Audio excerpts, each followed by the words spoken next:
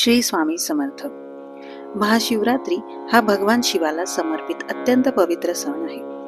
या दिवशी भगवान शिवाची विशेष पूजा, उपवास आणि रात्रभर जागरण केले जाते. महाशिवरात्रीशी संबंधित अनेक कथा पुराणामध्ये सांगितल्या आहेत. लुब्धक शिकारीची कथा तर आपण मागच्या व्हिडिओमध्ये बघितली. अशीच अजून एक समुद्र मंथन आणि नीलकंठ ही कथा देखील महाशिवरात्रीशी जोडली जाते. देव आणि दैत्यांनी अमृत मिळवण्यासाठी समुद्र मंथन केले.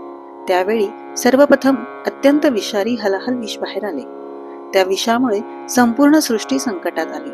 सर्व देवांनी भगवान शिवाची प्रार्थना केली. सृष्टीचे रक्षण करण्यासाठी भगवान शिवानी ते विष प्राशन केले.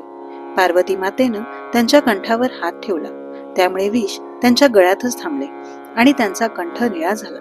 म्हणून त्यांना नीलकंठ म्हणतात. त्या दिवशी त्यांचा त्याग आणि करुणेचे स्मरण म्हणून महाशिवरात्री साजरी केली जाते.